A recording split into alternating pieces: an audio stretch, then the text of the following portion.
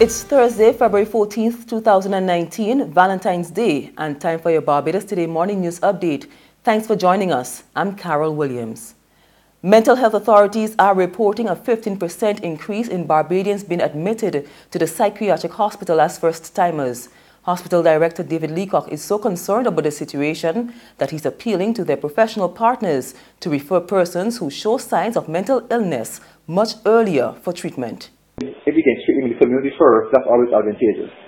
So you would like persons to, while we are seeing an increase, you would like more persons, for example, to services earlier so to reduce the chance that they have to be admitted further down the line.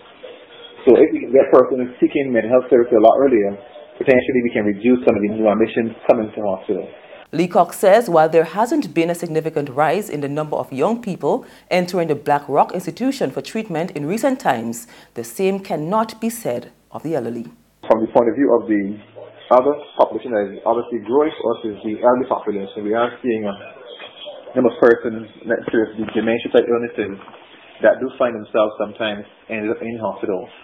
Obviously, it is challenged because we do have to recognize that all families sometimes can't manage, even though a person with dementia does not need to be hospitalized from a medical standpoint, all families can't sometimes manage persons who might tend to wander away from home or can't manage themselves on their own. Well, concerns about a man suspected of being mentally unstable caused some teachers at the Ellerton Primary School to stay off the job yesterday. The educators don't believe the Ministry of Education is doing enough to address their concerns about security.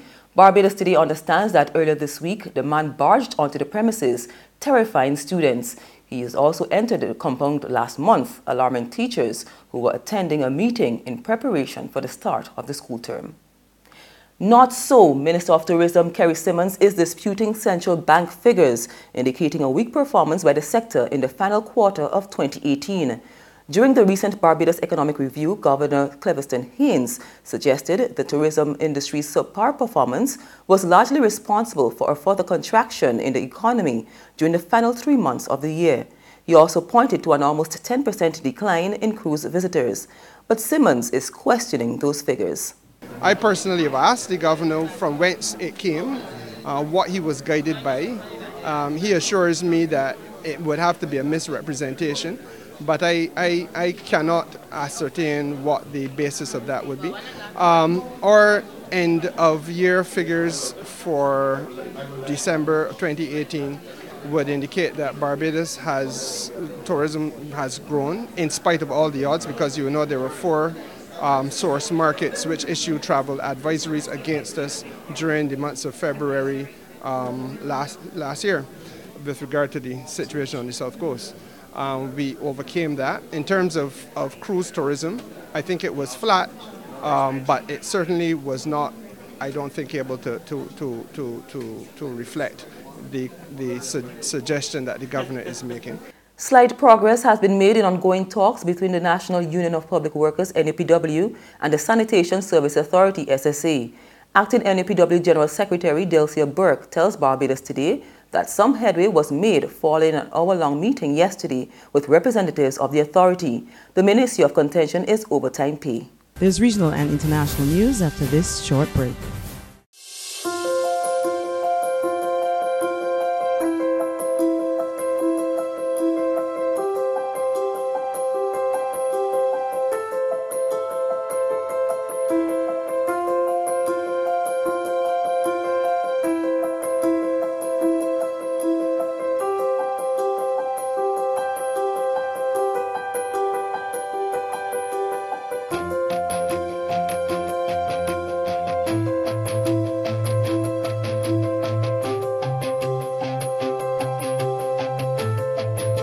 Barbados Today, news you can trust.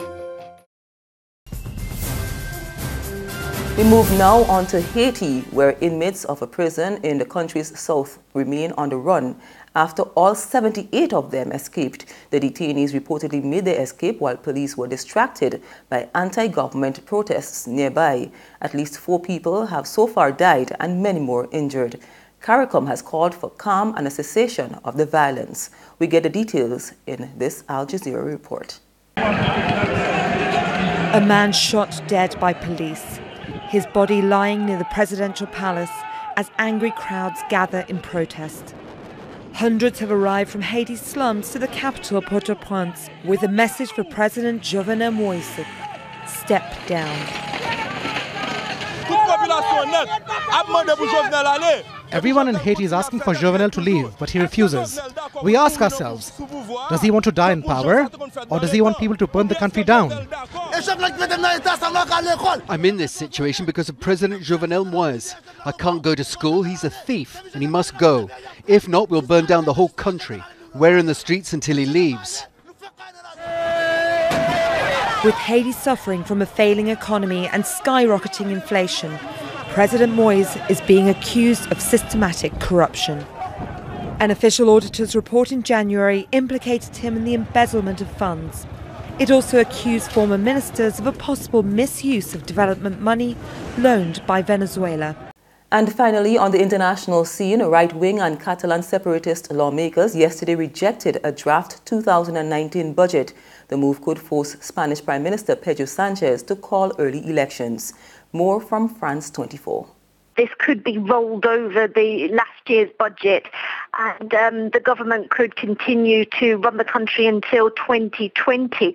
But nobody expects that to happen. This is the second time a government has ever lost a budget vote in this way. And the last time that a government lost a budget vote was the Felipe González socialist government.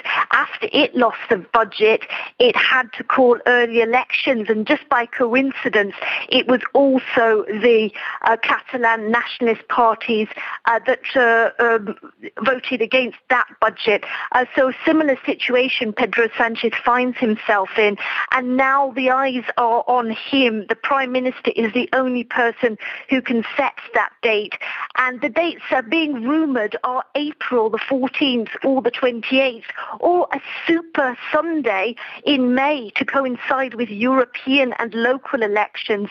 And that's news, but for the very latest, visit our website at www.barbadostoday.bb. You can also subscribe to our e-paper email updates or like us on Facebook and sign up for breaking news alerts via WhatsApp. We're also on Izumi Media in bus terminals, as well as screenplay at supermarkets and gas stations near you. You can also hear us on Mix 96.9 FM and Capital Media HD 99.3 FM. I'm Carol Williams. Have a good day.